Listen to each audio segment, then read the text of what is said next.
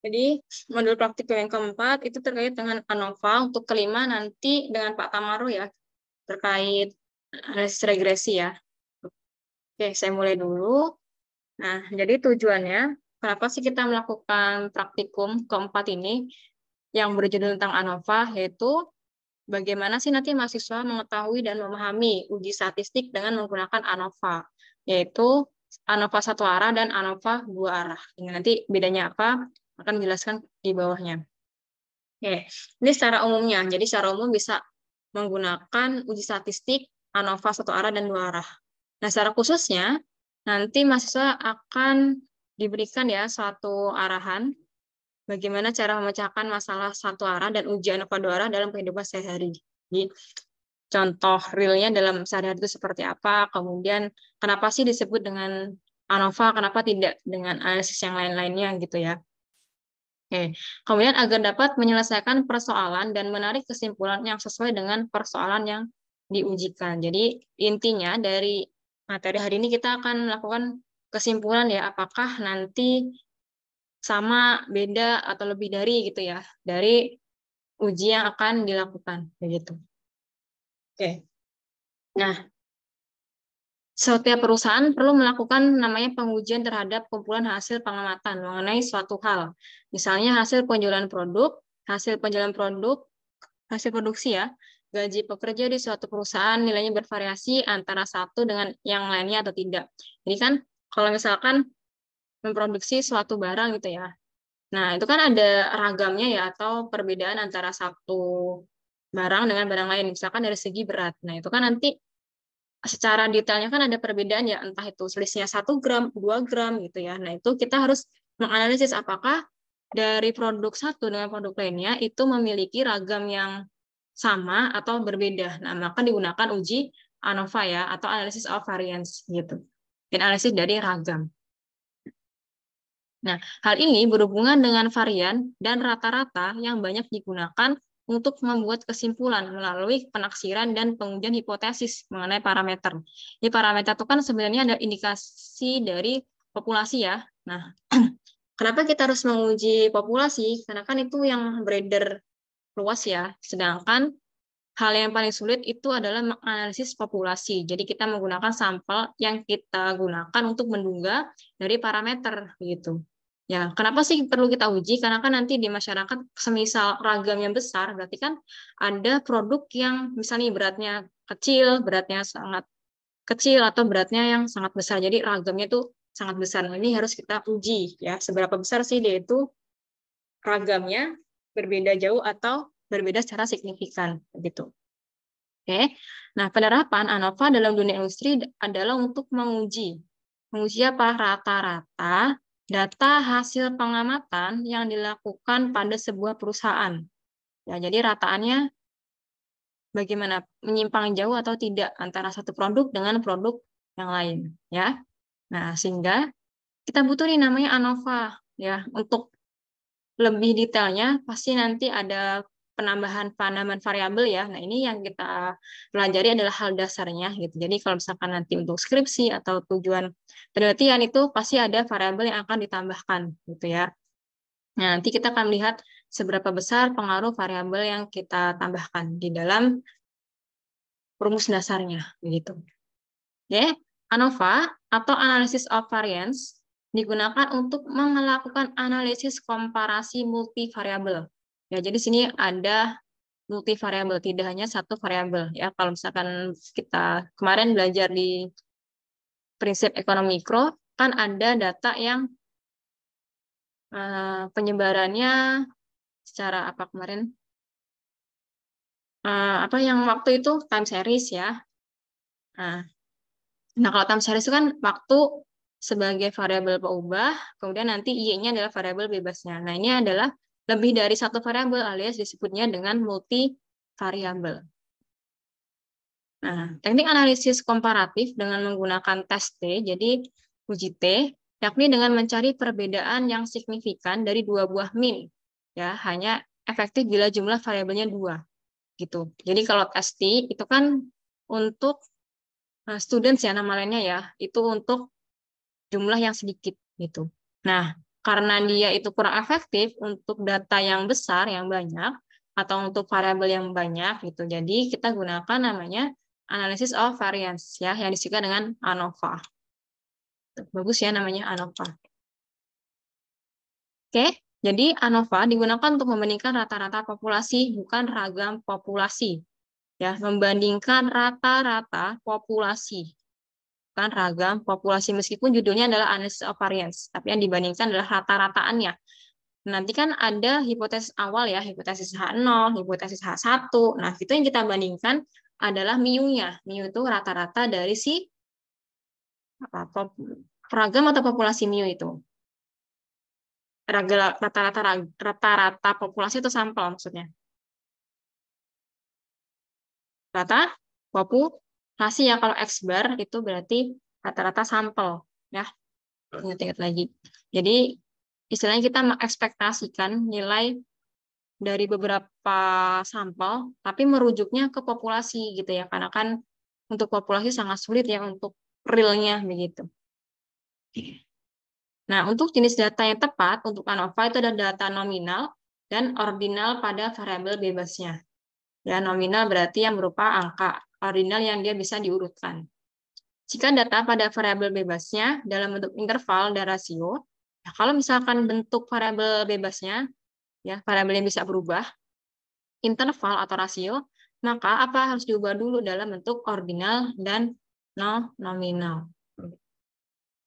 Nah, sedangkan variabel terikat itu kalau kita buat dalam Kartesius ya, itu yang ada di sumbu Y, ya ini variabel terikat ya Y-nya. Oke. Nah, variabel terikatnya apa? Data interval atau rasio gitu. Bentuknya kan dia bisa naik turun, bisa diurutkan ya dari terkecil sampai terbesar. Maka variabel terikatnya itu berupa interval atau rasio. Oke. Nah, untuk menganalisis ANOVA, kita harus memiliki asumsi dasar. Yang pertama apa? Kenormalan. Ya, jadi data itu harus tersebar secara normal atau terdistribusi secara normal. Ya. Kalau misalkan belum normal kan nanti ada namanya transformasi ya, dari X ke Z kan, gitu. Kemudian kesamaan variansi setiap kelompok hendaknya berasal dari populasi yang sama dengan variasi yang sama pula seharusnya, gitu ya. Tapi bila banyaknya sampel sama pada setiap kelompok, maka kesamaan variasi dapat diabaikan. Ya, misalnya saya punya perusahaan A.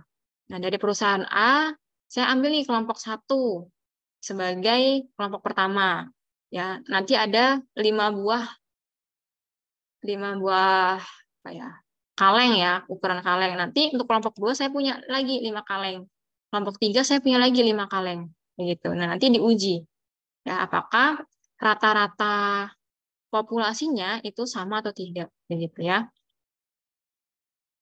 Kemudian pengamatan bebas. Nah, seharusnya sampel itu diambil secara random ya atau secara acak gitu. Jadi kita tidak boleh memilih, oh saya milih yang besar saja gitu, saya milih yang kecil saja, tidak. Jadi harus secara random ya, randomly sampling. Gitu. Karena biar nanti ada yang tahu tidak kenapa kita harus menggunakan acak pengamatannya. Ada yang tahu? Kan macam-macam teknik sampling itu ada yang bertingkat ya, ada yang secara wilayah supaya dan peluang terambilnya sama, Bu. ya, betul ya, Arfi. Supaya semua objeknya itu punya peluang yang sama. Jadi tidak ada yang terspesialkan atau terkhususkan ya dari sampelnya, sehingga harus kita ambil secara acak. Yang namanya kan kita ingin menguji produk yang ada di pasaran ya, gitu. Jadi kita tidak boleh memilih-milih terbaik gitu. Nah, nanti dari sana kan terlihat, oh kalau dari 5 kelas ini bagaimana hasilnya dengan 5 kelas yang lainnya, begitu. Oke, nah ini ANOVA lebih akurat digunakan untuk sejumlah sampel yang sama. Harus sejumlah sampel yang sama. Jadi jangan bandingkan ukuran kaleng kelas pertama misalkan ya. Saya ambil 5 nih. 5 dari kelompok 1 saya ambil 5 kaleng. Nah, saya menganalisis ukurannya. Nah, untuk yang selanjutnya jangan menganalisis yang beratnya, begitu ya. Jadi harus yang sama pada setiap kelompoknya.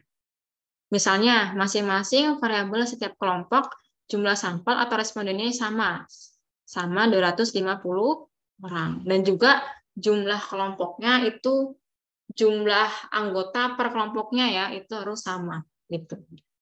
Oke. Nah, ANOVA kita bisa golongkan ke dalam dua kriteria. Yang satu arah dan dua arah. Atau MANOVA ya, terakhir itu klasifikasi banyak arah. Tapi ini tidak kita pelajari secara khusus di pertemuan atau di semester 3 ya. Jadi kita khususnya ke one way sama two way ANOVA. Apa sih bedanya? Untuk ANOVA yang satu arah merupakan ANOVA yang didasarkan pada pengamatan satu kriteria atau satu faktor yang menimbulkan variasi. Jadi misalnya pendapatan dipengaruhi oleh tingkat pendidikan. Nah, itu kan berarti yang menimbulkan variasi pendapatan itu kan hanya satu kan variabelnya, gitu, variabel bebasnya. Kalau misalkan dua arah didasarkan pada pengamatan dua kriteria ya yang menimbulkan variasi.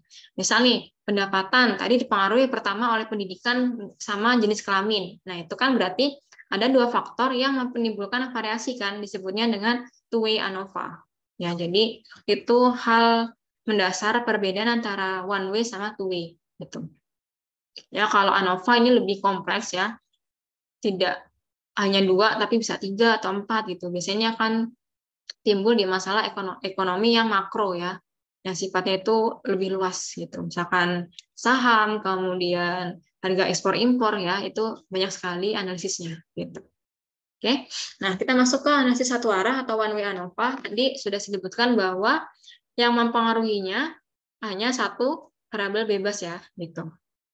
Oke, nah jadi nanti ada tiga awalan yang penting. Ada P, ini P itu berarti perlakuan, T itu total, di sini nanti ya ada total, kemudian G itu galat atau kesalahan ya.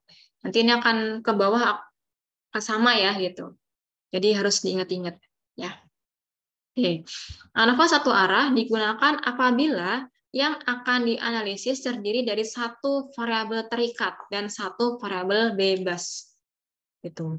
Nah, interaksi suatu kebersamaan antara faktor dalam mempengaruhi variabel bebas dengan sendirinya pengaruh faktor-faktor secara mandiri telah dihilangkan. Jadi, maksudnya variabel bebas itu kan mempengaruhi variabel terikat.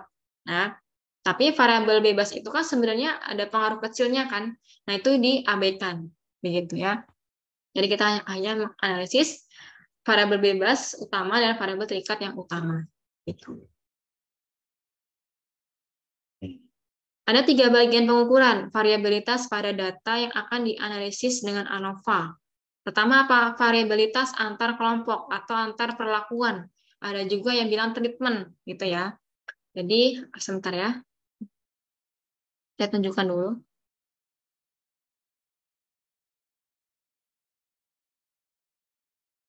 Di buku lainnya ya, kalau di buku lainnya ini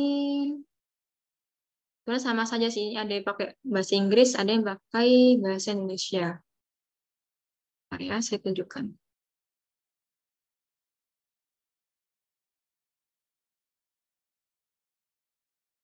Nah, ini. Nah, kalau dalam bahasa Inggrisnya ini SST, ya, nama lainnya adalah JKT, jumlah kuadrat total, ya, JKT. Kalau treatment, kalau total itu berarti data keseluruhan ya, SST atau JKT. Nah, rumusnya apa sih JKT itu? Kalau total dulu ya, JKT ini rumusnya adalah sigma YIJ min Y bar yang dikuadrat. Ya, jadi kalau punya data YI ya dikurang Y bar data pertama, kemudian dijumlahkan data keduanya ya, gitu. Misal ya, saya tunjukkan juga Excel.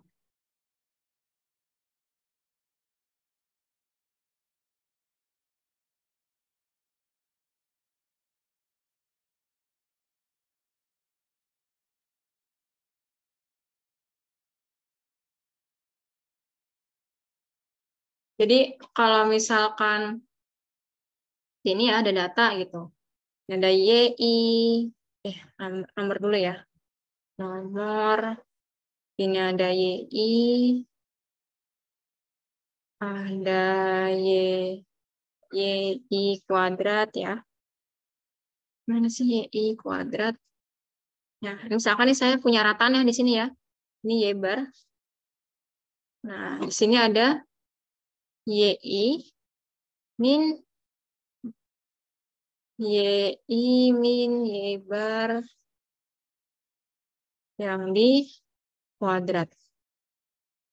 Nah, jadi ini jumlahkan ini misalkan tapi satu, ini 3, ini 2, nah seterusnya. Nah, nanti di sini adalah sigmanya ya. Sigmanya. Ya, jadi par ini ditambah, nanti dapatnya adalah si JKT ya. Atau JKT itu apa? YIJ kuadrat min T kuadrat N. Nah, sebentar. Ini saya tunjukkan ya.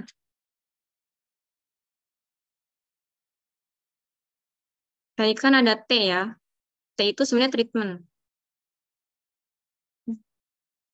Oke, nah dalam hal ini misalnya saya punya data seperti ini. Ini T1, treatment 1 itu jumlahnya ada 5. Ini tidak sama ya, jumlah per kelompoknya. Ya, T1 jumlah semua datanya 60. T2 jumlah semua datanya 68. T3 jumlah datanya 112. T4 jumlah datanya 90. Oke, nah. Kemudian, kan tadi boleh ini ya, boleh pakai ini. Atau ini kalau mau pakai treatment. Nah, kalau pakai yang rumus kedua ini, berarti YIJ kuadrat dikurang T kuadrat per N. Nah, YIJ itu yang mana? YIJ itu berarti yang ini ya. YIJ kuadrat kan ini kan jumlah dari YIJ di kuadrat. Ya, ini ya. Ini saat ini. Berarti YI, misalkan nih Y1 berapa? 1 kuadrat. Tambah 2 di kuadrat, ditambah 5 di kuadrat gitu ya. Dikurang apa? T kuadrat per N. Nah, T kuadrat itu adalah treatment tadi. Ya, sebenarnya seluruh data dikuadratkan sih T itu ya. Karena kan T1 60, T2 68, T3 112, T4 90 di kuadrat gitu. Oke. Bentar, ini harusnya dikurungin dulu ya, gini. Ini selesaikan dulu. Ya, baru dikurang T kuadrat per N. N ini adalah jumlah observasinya. Ada berapa data. Gitu. Oke. Sampai sini ada yang ditanyakan dulu? Ada? Oke. Selanjutnya, ya. Ini untuk JKT. Boleh menggunakan rumus ini atau menggunakan rumus ini. Ya. Gitu. Oke, nih di sini ada keterangannya ya. Tadi saya ke JKT dulu. Kemudian kalau P, treatment, ya, variabilitas antar kelompok atau antar perlakuan nama lainnya adalah variasi min kelompok sampel, ya, min ini kelompok sampel berarti Y1 bar dikurang Y bar keseluruhan di kuadrat, ya. Ini N-nya boleh dikeluarkan. Ini, sorry. N-nya N kecil dan besar ya.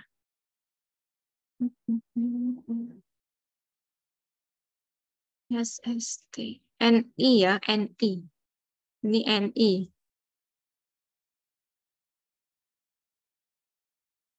Ini kalau N besar baru keseluruhan.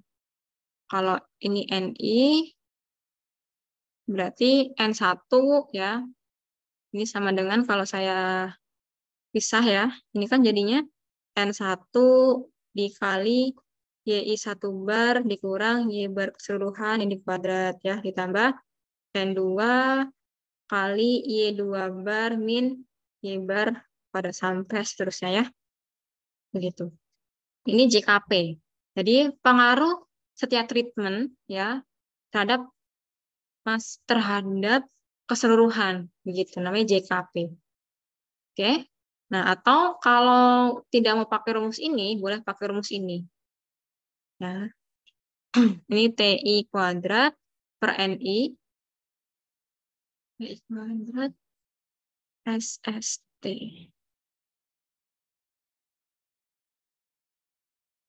Ini ada kurungnya juga ya. Selesaikan dulu sigmanya. Baru dikurang dengan T kuadrat per N. Ya, kalau TI berarti total treatment. Kalau T1 berarti total treatment 1 berapa? N1 berarti jumlah di treatment 1 berapa? Itu ya. Ini ada keterangannya. Kalau K itu banyaknya kelompok. Ya, kalau kelompoknya ada 4, berarti K-nya 4. Kelompok itu seperti ini ya. Kalau saya buka Excel yang tadi sudah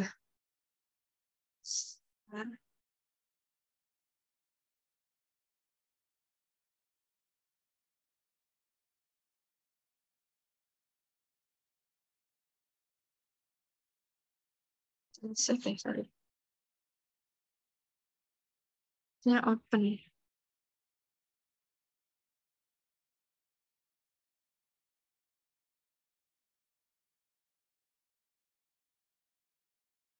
Alpha.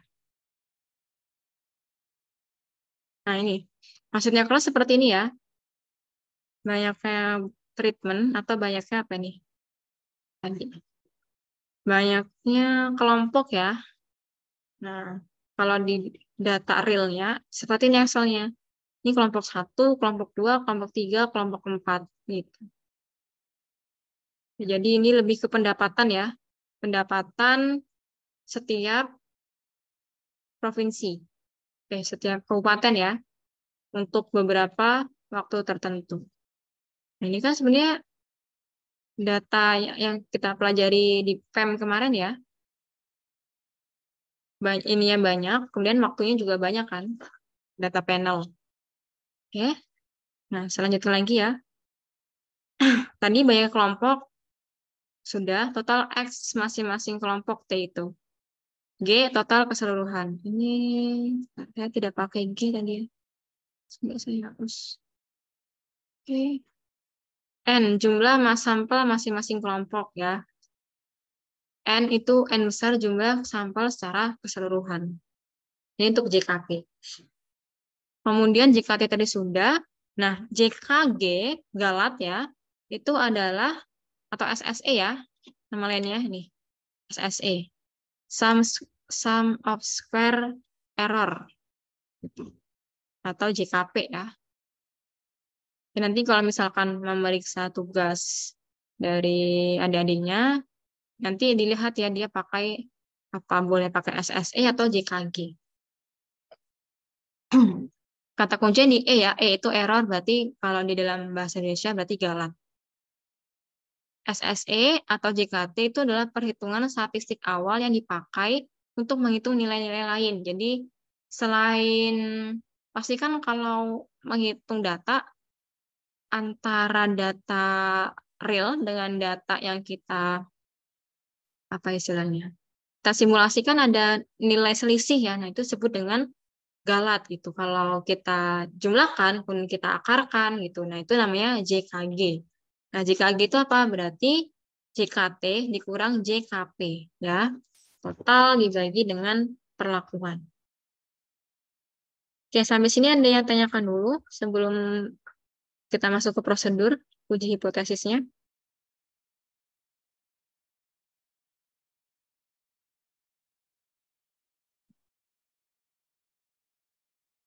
Alfa, ada yang mau tanya Alfa?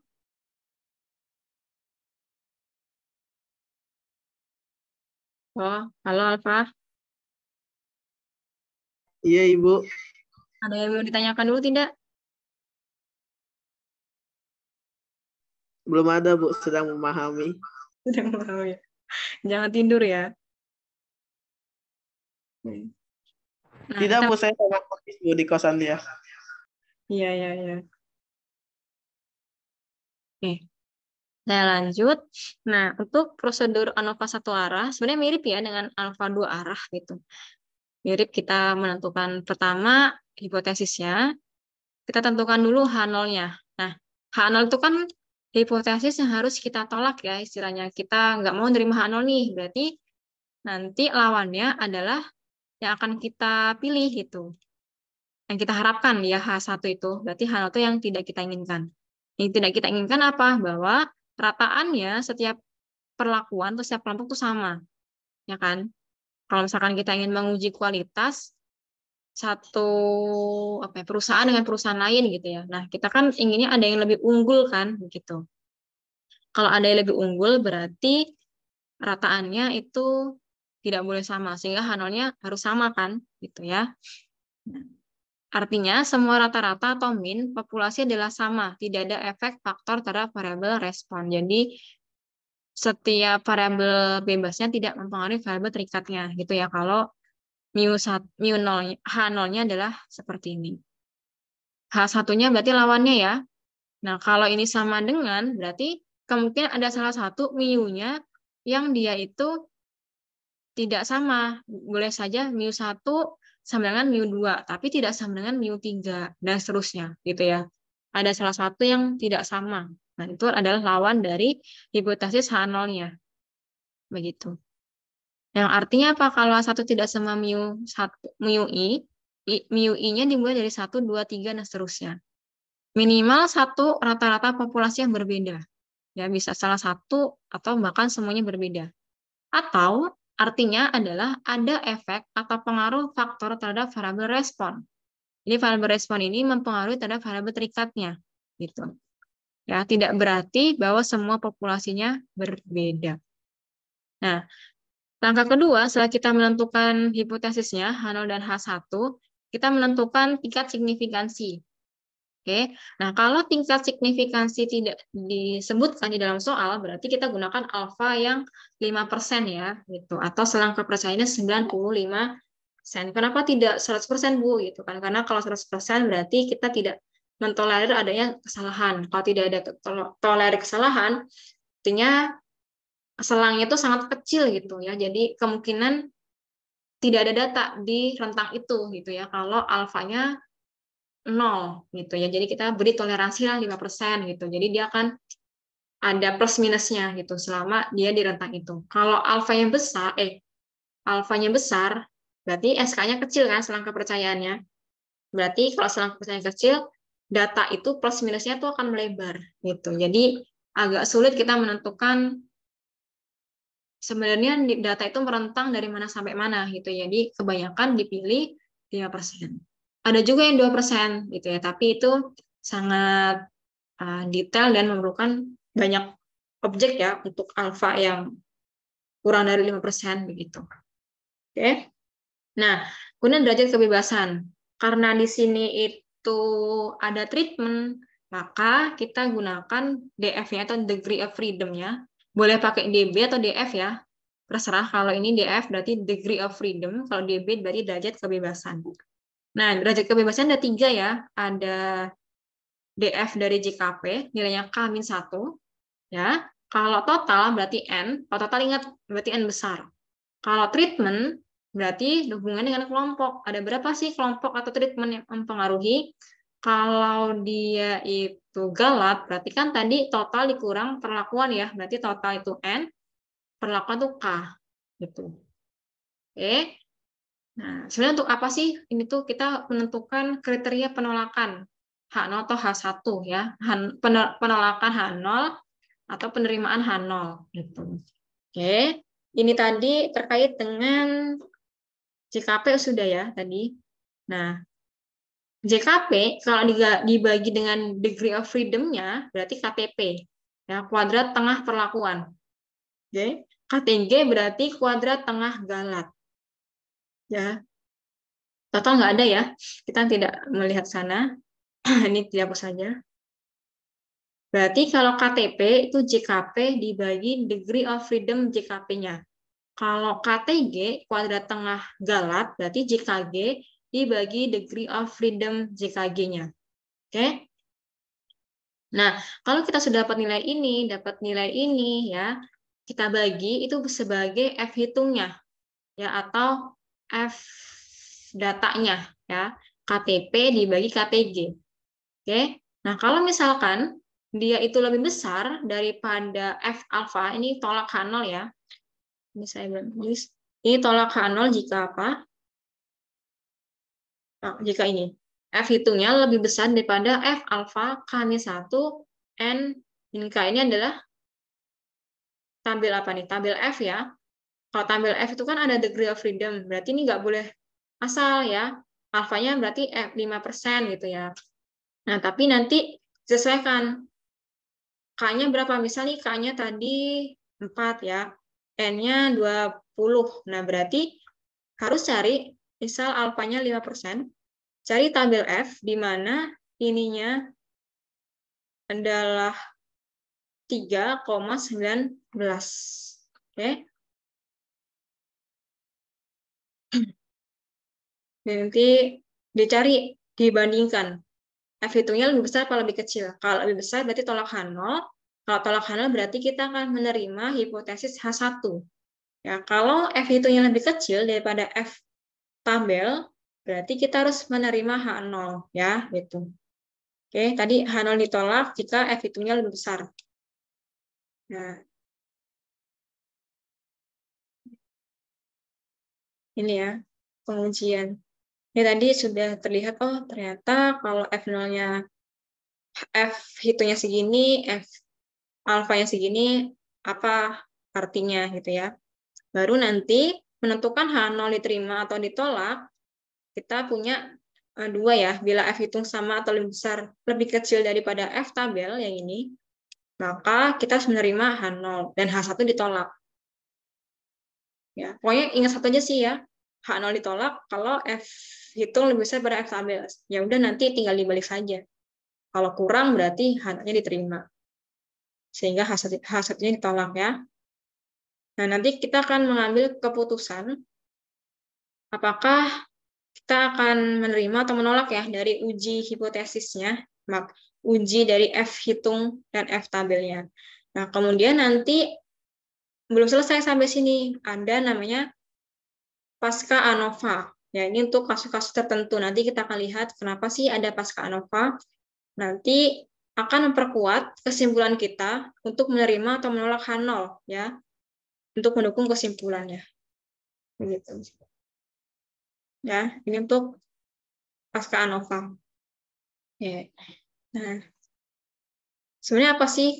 Kapan kita menggunakan pasca ANOVA? Ya. Pasca ANOVA atau lebih kenal dengan post hoc ya, dilakukan apabila hipotesis 0 ditolak. Ya, jadi kalau hipotesis 0 ditolak, berarti kita menerima H1 kan? Nah, untuk lebih meyakinkannya lagi, kita gunakan uji namanya post hoc gitu. Kalau misalkan dari awal sudah diterima H0-nya, berarti kita tidak perlu ya menggunakan uji lanjut ya dari ANOVA. Ya. Oke. Fungsi analisis setelah ANOVA adalah untuk mencari kelompok mana yang berbeda. Gitu. Jadi ini lebih apa ya istilahnya? Lebih detail ya. Kan tadi hipotesis awalnya H0-nya kita ingin menolak kan? Menolak itu maaf, H0-nya kan sama, ya enggak? Mu1, Mu2 sampai Mun. Nah, kalau kita tolak H0, berarti kita terima H1. Terima H1 artinya apa? Mu1 tidak sama dengan Mu2. Tidak sama dengan Mun ya. Ada salah satu lah intinya dia tidak sama. Nah, untuk menganalisis mana yang lebih besar atau lebih kecil, berarti kan perbedaan kan? Ya enggak, kalau tidak sama dengan artinya ada perbedaan. Nah, kita bisa menganalisis mana sih sebenarnya paling besar, mana yang paling kecil gitu ya. Kita menggunakan namanya analisis post hoc gitu ya. Sorry, kok coret-coretan. Oke. Hal ini menunjukkan apa? F hitung adanya perbedaan.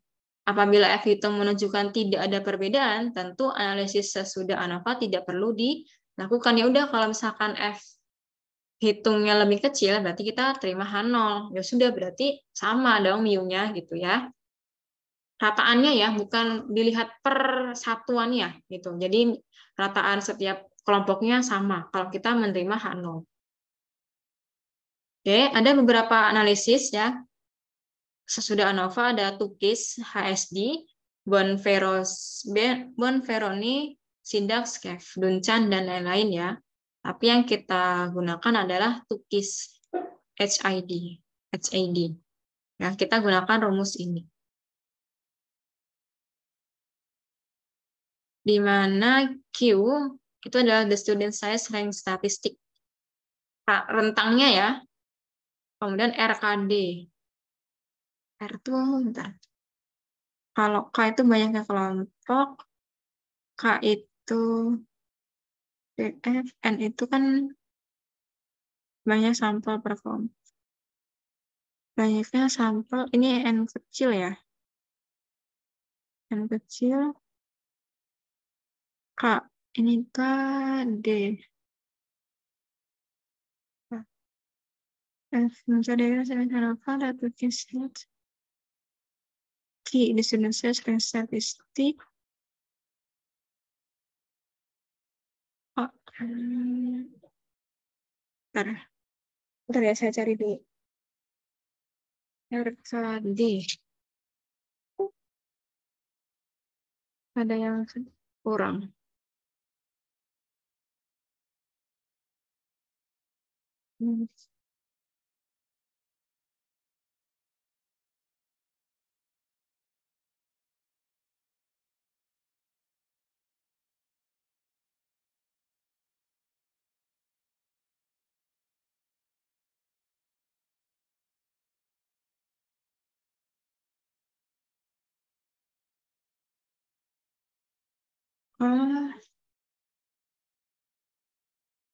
TG kuadrat. Ini kuadrat tengah galet ya.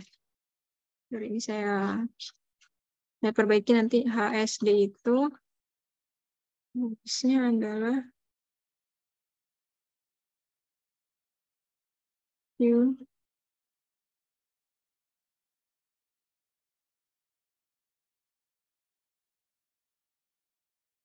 A TG dibagi dengan N ya. Banyaknya sampel.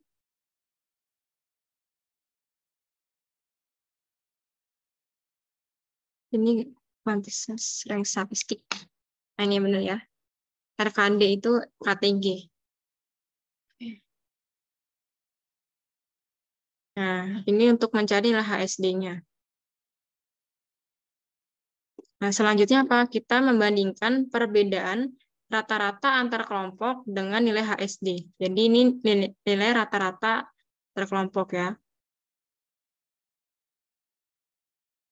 Bila perbedaan rata-rata lebih besar daripada nilai HSD, berarti kalau X bar M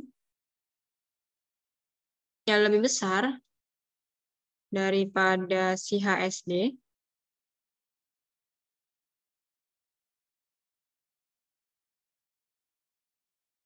berarti apa? Ada perbedaan yang signifikan. Ada perbedaan antara mu1 dengan mu2. Gitu. Tapi bila lebih kecil sebaliknya, tidak ada perbedaan yang signifikan. Oke. Nah, untuk lebih jelasnya kita lihat contohnya ya. Nah, ini seperti ini. Setiap pemerintah daerah bertanggung jawab untuk memenuhi kebutuhan daerahnya masing-masing, yaitu dengan menghimpun dana sebesar-besarnya yang akan digunakan untuk pembangunan berkelanjutan. Salah satu sumber pendapatan asli daerah yang memberi masukan terbesar pada kas pendapatan daerah adalah retribusi daerah, di mana salah satunya mencakup retribusi pasar. Jadi, apa inilah ya pengantarnya. Pengelolaan pasar di Dinas Perindustrian itu dibagi menjadi 4 unit pengelola teknis dinas, yaitu UPTD Pasar Wilayah Banyumas Timur, Banyumas Barat, Purwokerto 1, Purwokerto 2. Nah, kemudian dari 4 wilayah ini, peneliti ingin mengetahui apakah keempat UPTD memberikan kontribusi yang sama atau tidak. Ya, jadi rataannya sama tidak sih gitu ya. Dalam penelitian ini, keempat UPTD dipandang sebagai suatu kelompok. Jadi suatu kelompok. Berarti ada 4 kelompok kan? Salah satu metode statistika yang bisa digunakan untuk mengetahui apakah terdapat perbedaan rata-rata antara lebih dari dua kelompok sampel, kita gunakan uji ANOVA satu arah ya, karena kan ini hanya satu ya datanya, satu variabel bebas dan satu variabel terikat. Oke, dengan menggunakan uji ANOVA, maka akan dapat diketahui ada atau tidaknya perbedaan pendapatan. Nah, datanya seperti ini. Oke, berarti ini ada kelompok 1, kelompok 2, kelompok 3, kelompok 4. Ya, ini dia dilakukan pendataan dalam waktu berbeda-beda ya. Gitu. Oke, nah cara penyelesaiannya, kita gunakan uji ANOVA satu arah. Oke, jadi asumsi pertama harus terdistribusi normal. Tadi nilai ragam harus homogen, ya, berskala interval, dan diambil secara acak. Nah, untuk pertama kita membuat hipotesis ya, tadi ada 4 kelompok, berarti H0-nya adalah sama, mu-nya. Semua rata-rata pendapatan retribusi pasar sama, kemudian H1-nya kebalikannya ya, yang akan kita terima ya, yang kita harapkan diterima. Oke, saya gunakan signifikansinya alfa 5%. DF-nya, DF dari JKT-nya adalah 28 ya. Kan ini tadi ada 4 ya. 4, 1, 2, 3, 4, 5, 6, 7 ya. Oke, berarti ada 28. 4 kali 7, 28. 8 dikurang 1. Ini DF dari JKT-nya. Ini DF dari Galat ya. N-K. N-K ini adalah JK. DF dari JKP ya. Kali 1. Oke. Nah, nanti nih kita cari ya signifikansi. Kita langsung ke sini. Dan kita menuju bahwa ditolak kalau F itu lebih besar daripada F tabel. Diterima nih kalau kurang dari sama dengan. Oke, coba buka R-nya ya. Nah, ini silakan nanti udah diajarin kan kemarin untuk penggunaan R-nya di praktikum sebelumnya? Sudah? Sudah, Bu. Nah, ya. Ini saya depan ya. Nah, ini. Nah, ini nanti ditambahin ya. Saya nanti tambahin ini ya. Tadi ada pembaruan. Kan kalau di sini saya gunakannya hanya T-series, CAR sama Agricolae. Agricolae ya untuk library-nya. Jadi jangan lupa untuk tools-nya diinstal dulu package-nya. Nah, pastikan sudah terinstall ya T-series. Atau bisa dilihat dari package ini. Ya, sudah belum ya? Ini Agricol sudah. Oke ya. Pastikan. Soalnya nanti kalau belum diinstal, dipanggil dia tidak bisa. Oke. Sudah di-download. Jadi untuk soal yang pertama, nanti teman-teman boleh gunakan ini codingannya ya. Boleh dibagikan, tapi untuk yang kedua jangan dulu, biarkan mereka mencoba sendiri ya. Tapi sudah saya sediakan sih yang ANOVA 3, yang ini ANOVA 2 yang dipresentasikan nanti. Oke, ini saya run one by one. Oke, sambil di-run juga ya yang lainnya ya. Jadi R, ggplot, T-series, R. Oke, nah ini boleh menggunakan ini, saya panggil ya. Saya masukkan dulu map saya, andaikan namanya P di file path. Ini letak dokumen saya ya, ada di user Lukmutaro documents namanya anova2.xlx xlsx atau bisa kita panggil dengan file import database from Excel. Oke, ini browse, jangan lupa. Saya tadi manggilnya di sini ya. Saya ANOVA 2. Nah, kalau ini harus dipastikan dulu datanya itu kalau kabupaten numerik ya. sorry. Kabupaten itu ya numerik ya, karena satu-satu kan. Pendapatan juga should be in numerik ya.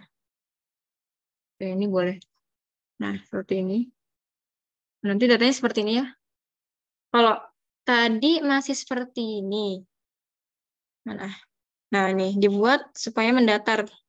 Mendatar apa sih? Bukan mendatar malah ini.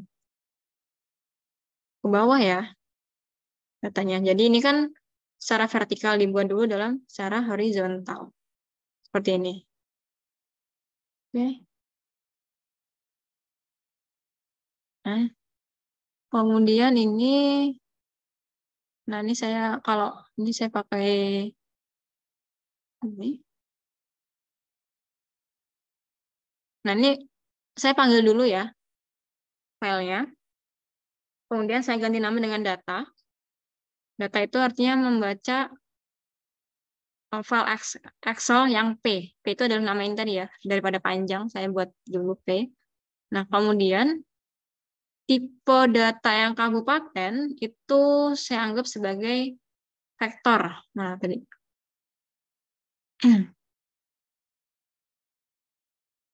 Ya, vektor. Ya, seperti ini. Ini misalkan saya close dulu ya, ini biar tidak, ya, saya running.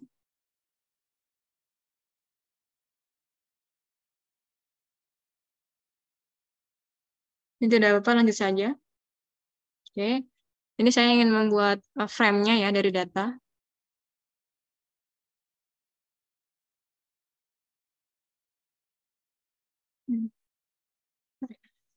Data kabupaten jadi error muncul ya, oke. Frame.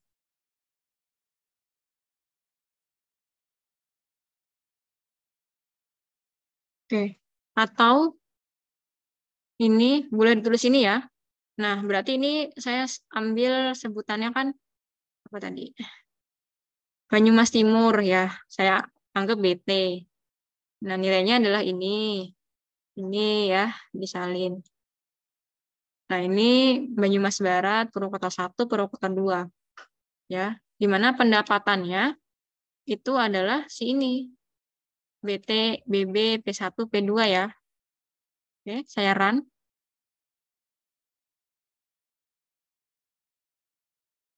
Oke, pendapatan ini. Ya.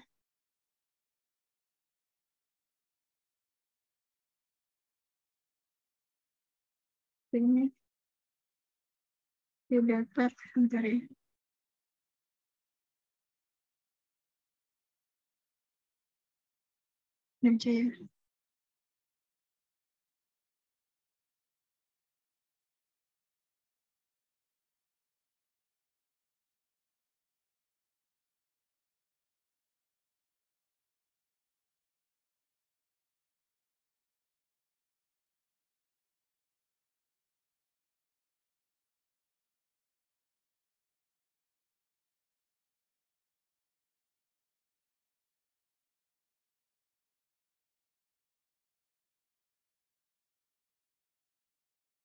Lucu ya.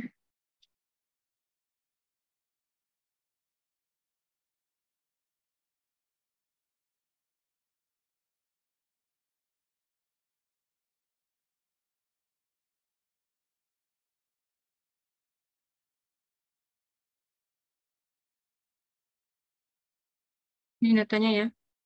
Ini tadi pendapatan kabupaten itu, ini dia kolom 1, kemudian ada 7 baris ya. Kolom 2 ada 7 baris ya. Kolom 3 ada 7 baris ya. Kemudian untuk yang ini kolom ke-4 7 baris gitu ya. Kemudian ini datanya, ambilin data ya, view. Jangan lupa V-nya itu dalam V besar ya, jangan V kecil. Kalau V kecil dia tidak terdeteksi. Ya. Dan next. Misalnya sama saja sih perintahnya ya. Data frame sama library pre-markdown sama untuk momen ini. Ya, ini ya. Atau boleh ini. Ya. Nah, ini untuk melihat box plotnya ya. Saya run. Nah, ini. Ya, nah, di sini ada keterangannya. Oke. Nah, yang tadi kan install package-nya dulu ya, kemudian dipanggil. Ini data frame-nya. Ini seperti ini, atau cara lain. Dibuat manual. Ya. Atau dipanggil. Kalau dipanggil, jangan lupa dibuat vektor sama numerik. Nah, atau ini, import datanya dari sini ya. Ini kalau saya panggil dari dokumen, saya ini sendiri, manual, ini saya ambil dari Excel. Ya, Excel-nya ada di ini, nanti saya edit ya. Nah, pembuatan boxplot ya, merupakan deskripsi dari pendapatan di setiap kabupaten pada frame data. Nah, ini kan tadi saya masukkan ini ya, di mana pendapatan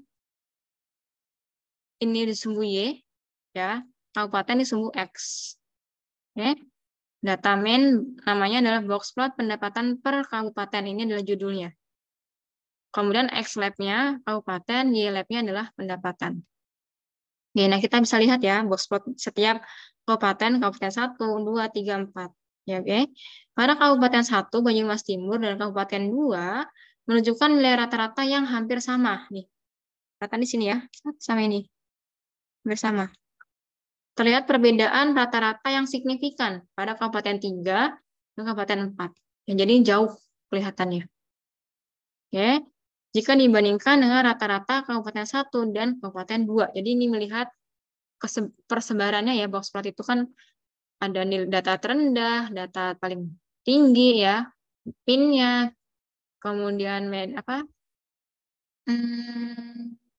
Sih dibagi 4 itu namanya Q1 ya, Q2, Q3 ya.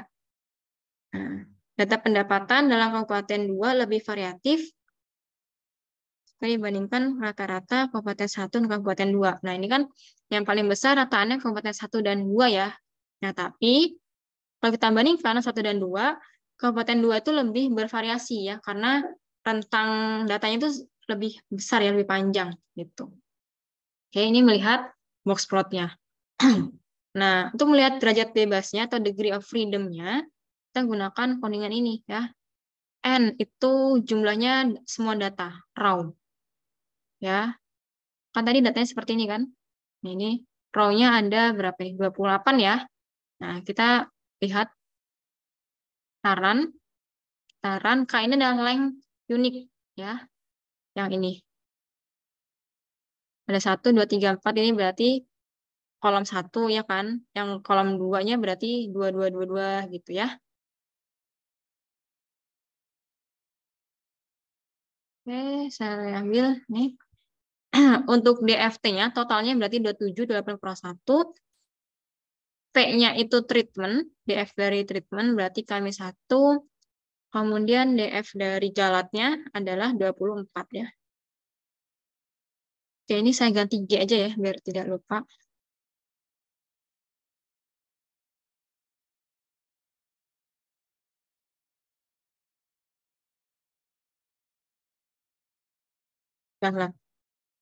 Oke, nah, ini kita ingin melihat ini ya, JKT, JKP gitu ya.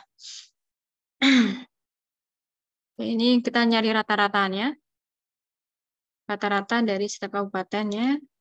Oke. Nah, ini N itu agregat. Jangan lupa ya, ini tadi datanya saya pakai data kecil. J-nya kecil maksudnya. Oke. Ini rataannya, min-nya. JKT itu tadi rumusnya ini kan tadi. JKT.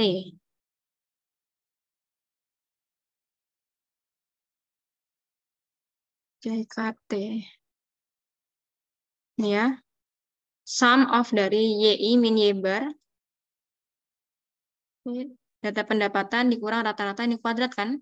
YI kan data pendapatan. Kemudian rata-rata itu apa? Rataan dari pendapatan semuanya kan. Yang di kuadrat. Jumlahnya ya, dijumlahkan. Oke.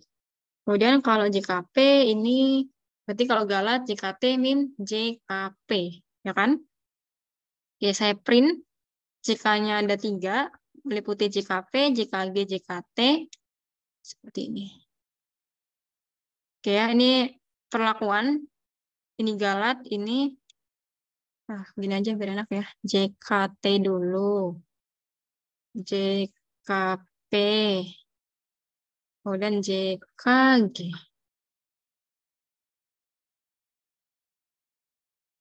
Masih tinggal merubah posisinya saja ya. Oke, ini kuadrat tengah. Kalau KTP berarti kan JKP dibagi DFP-nya kan? Kalau KTG, JKG dibagi DFG. Oke, saya print. Nah, ini nilainya. KTP-nya 9,5, KTG-nya 1,8. Nah, saya lihat F hitungnya. Kan KTP bagi KTG kan? Ini saya print. Nah, nilainya ini 50,9. Oke, saya mau melihat P-value-nya. P-value itu berarti F hitung, DFP, DFG. Ya. DFP kan tadi degree of perlakuan, ini degree of galatnya ya. Degree of totalnya tidak dipakai. Oke.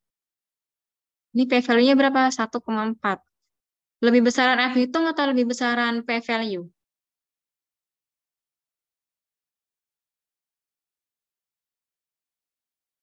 Besaran mana?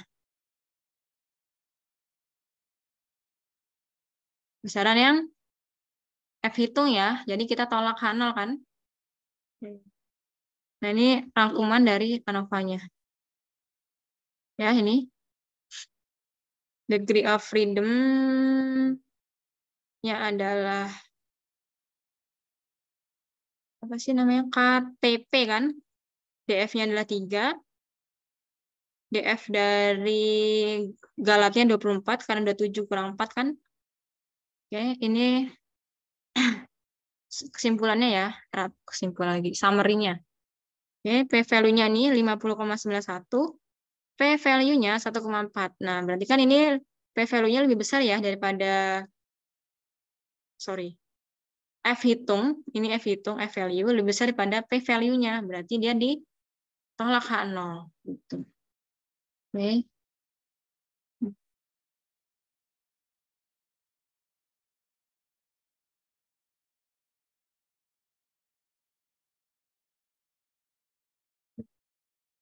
Ya.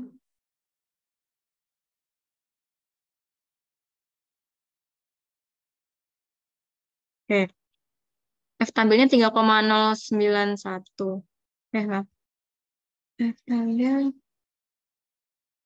Salah ya, ini 0,1.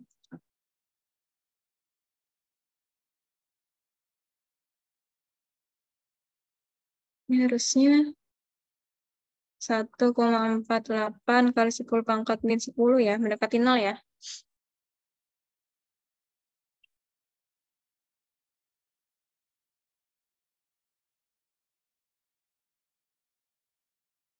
Bentar.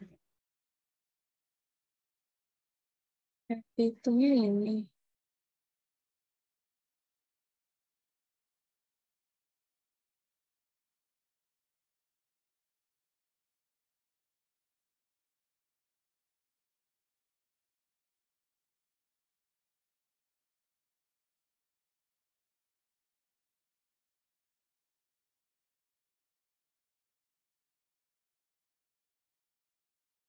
Ya, dari mana ya 3 ini? Saya lupa.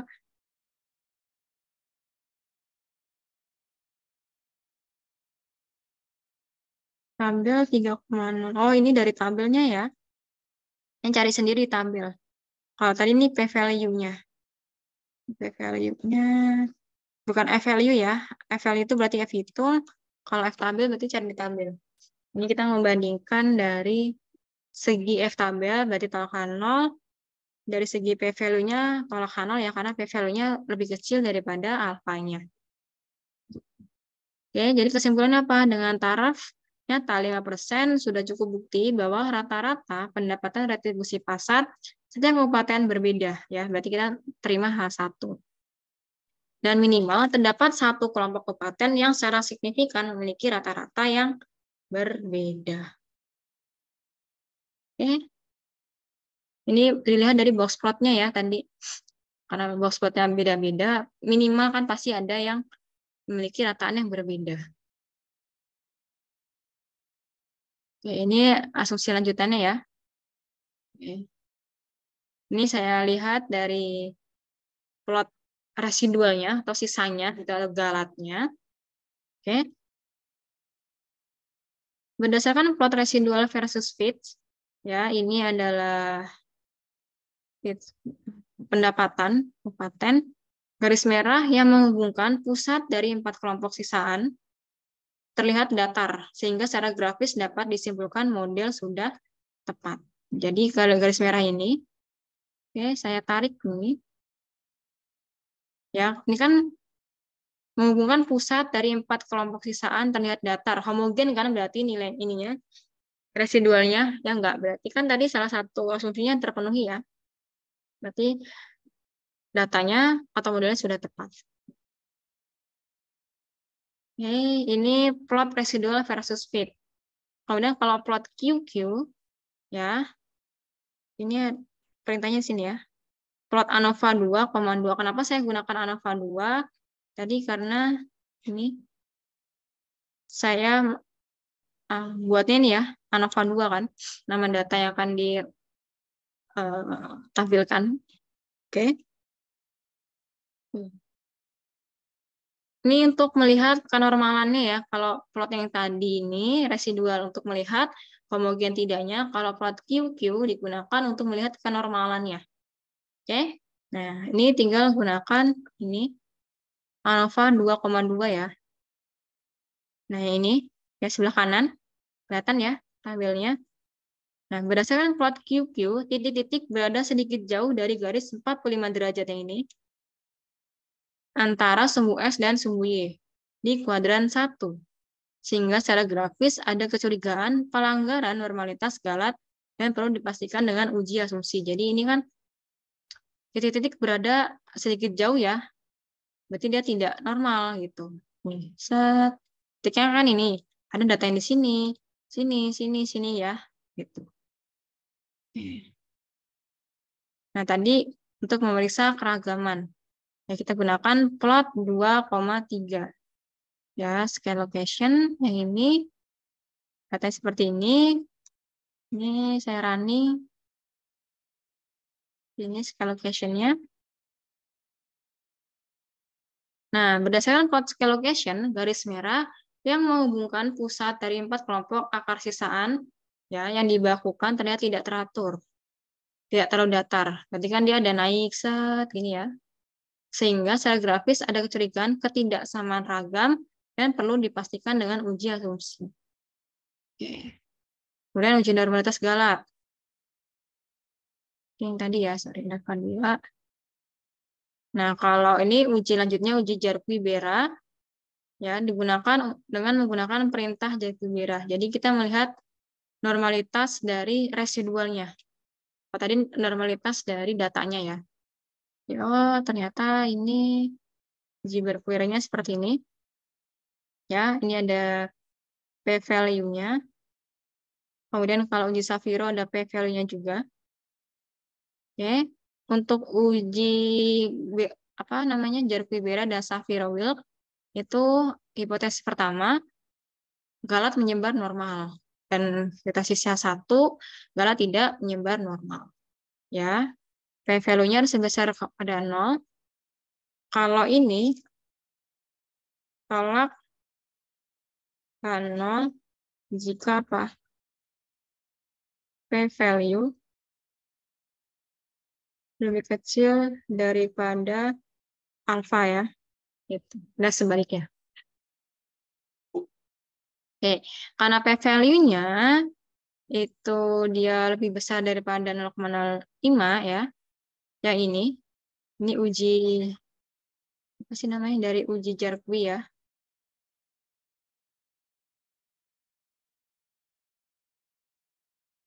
Nah, ini ternyata dia galat menyebar normal gitu ya.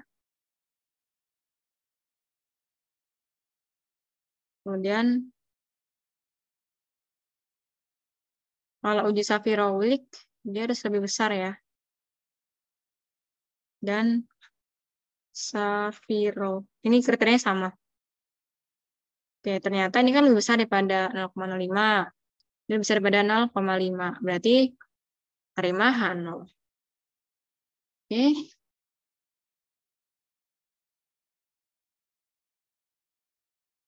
Ini kita uji homogenitas ya. Ragamnya tuh homogen atau tidak. Kita gunakan library car. Kalau belum desa, silakan desa.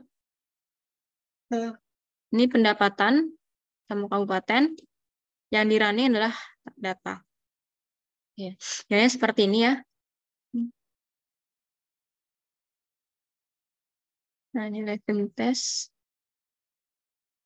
Oke. Jadi nilainya. Hipotesis awalnya adalah H0 setiap ragam sama. H1 paling sedikit terdapat satu kelompok yang memiliki ragam berbeda. Oke. Nah, ini terima H0 kalau P value-nya lebih besar daripada 0,05 ya. Gitu. Oke, cukup bukti bahwa ragam dari keempat kabupaten itu sama ya. Ragamnya ya, bukan miunya ya. Oke.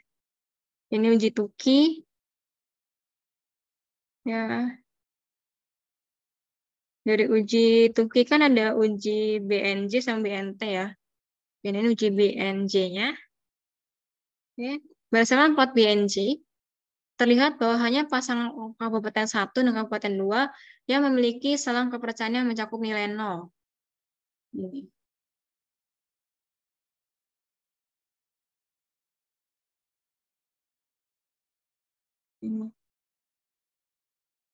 Ini. 21. 3 dulu.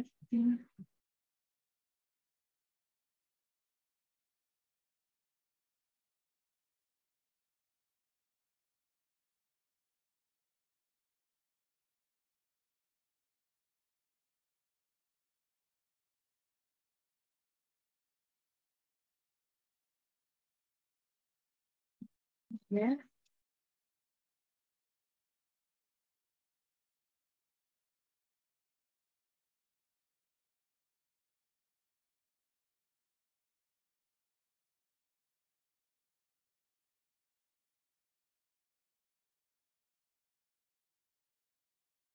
Empat satu, 43.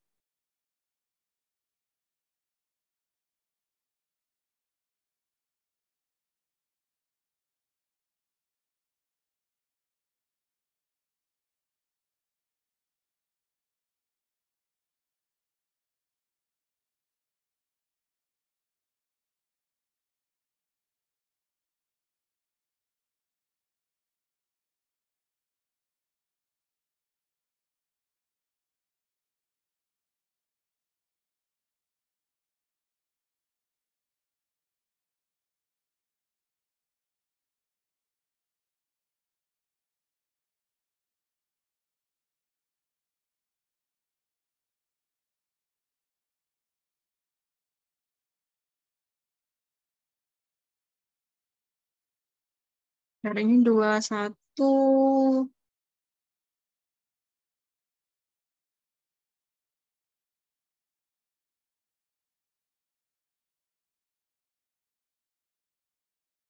Ini kan ngeliatin 0 ya.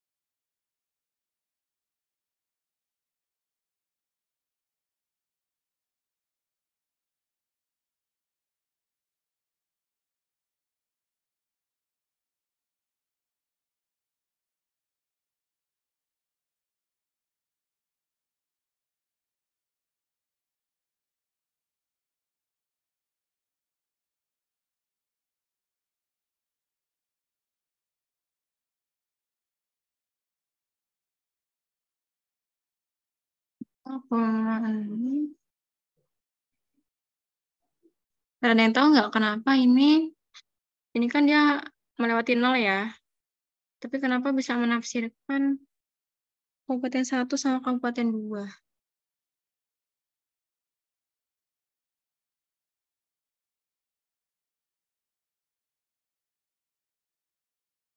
Ini simpan dulu ya. Besok sebelum TOT ini saya beritahu ya. Saya nggak lupa ya yang ini. Oke. Pokoknya yang melewati 0 dia itu apa namanya besar ya. Ragamnya kecil maksudnya. Ya, kalau uji BNT ini ya uji BNT itu kita gunakan data ini.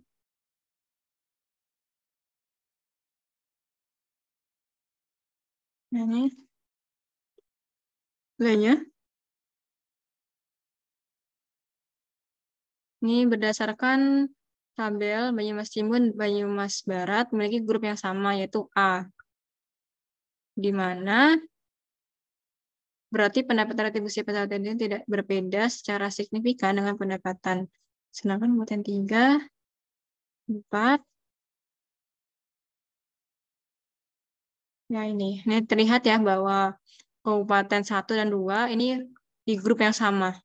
Ya berarti dia tidak berbeda secara signifikan. Kalau kabupaten 3, kabupaten 4, ya dia memiliki nilai signifikan yang berbeda ya.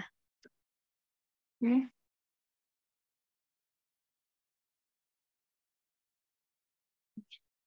Nah, untuk yang ini nanti silakan diajarkan ya, bukan diajarkan sih, ditampilkan dulu. Kemudian diminta untuk mengcoding ya, codingannya ada di ANOVA 3 ya. Silakan.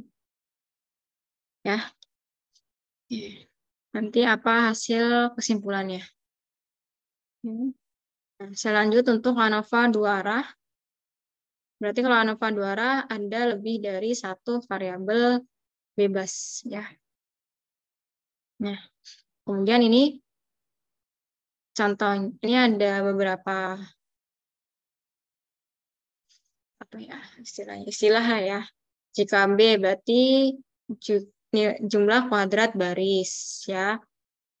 R-1 mau pakai B-1 juga boleh, mau pakai R-1 juga boleh. Wah.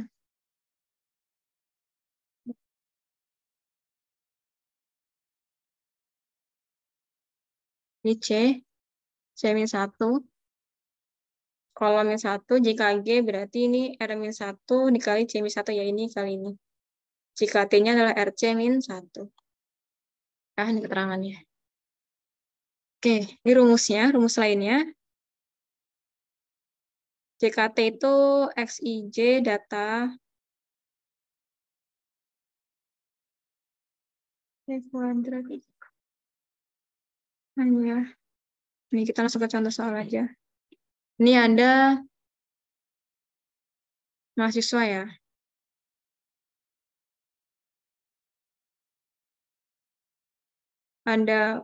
Ada mata kuliah.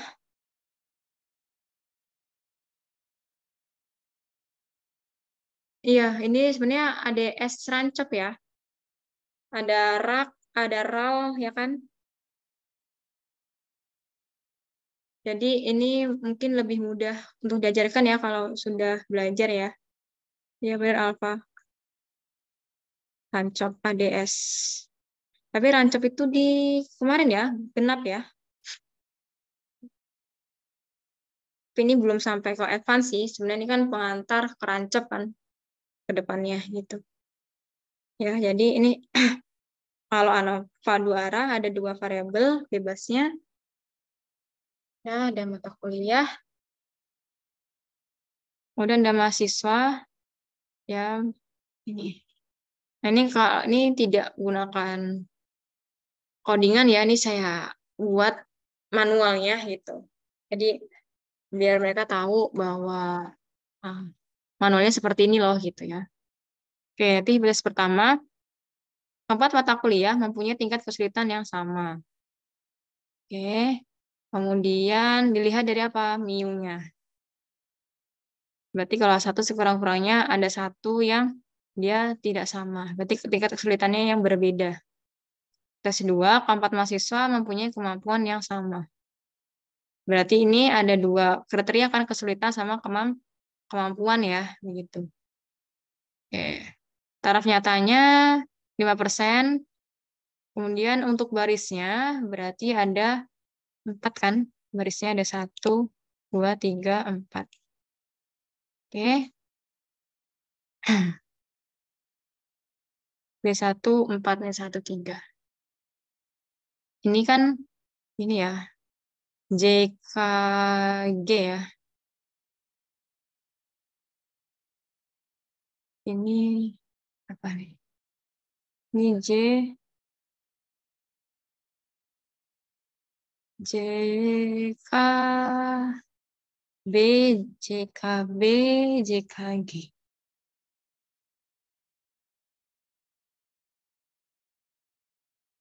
Ya, ini nilai FHV-nya. FHV 0,5, kemudian 3,9 dapat ini ya. Untuk kolom, ini JK, JK, K, J, K, G ya. 9 juga, ini sama. Kriteria pengujian diterima apabila F0-nya lebih kurang dari, ya jadi kita patokannya aja.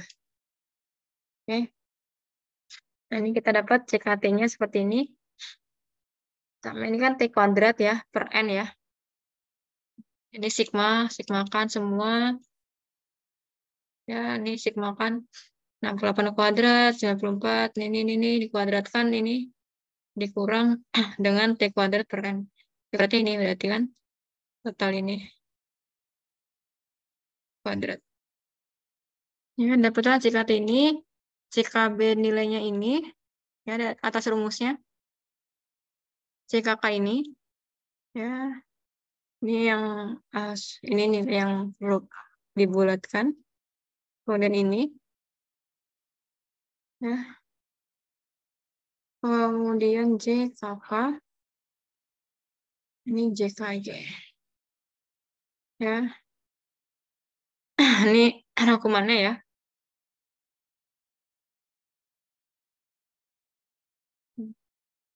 CK itu jumlah kuadrat.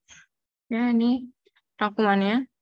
F hitungnya berapa? 10,3 lebih besar pada F tabel. Maka tolak H0 bahwa keempat mata kuliah mempunyai tingkat kesulitan yang tidak sama.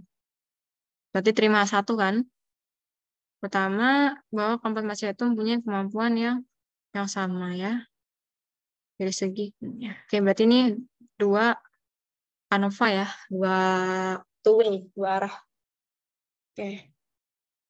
Ini saya rasa bisa cukup lebih mudah dipahami karena sudah belajar di semester 4 ya tentang lancop. Oke. Ada yang tanyakan dulu sampai sini?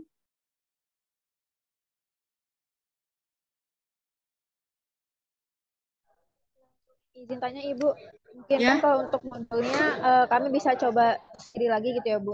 Nah, yang ingin saya tanyakan untuk latihan dan juga tugas untuk mereka bagaimana ya Bu? Tugasnya yang tadi itu. Tugas latihannya ya. Oh ya, tugasnya belum ya. Bentar ya. Kalau tadi ini kan latihan. Itu kan yang sampai sini ya, dipandu dulu. Kemudian mana tadi ke bawah ini latihan. Ini latihan.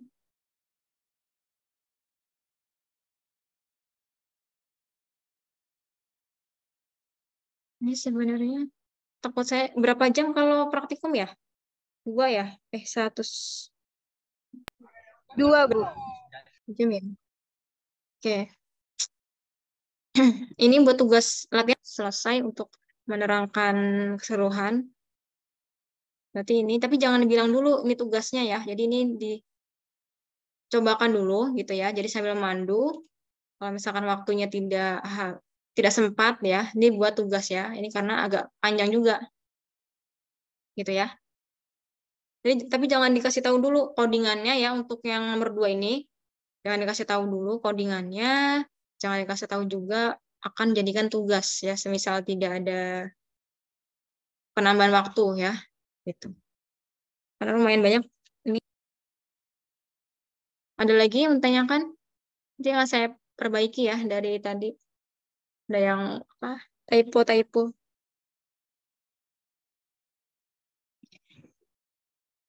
Ada?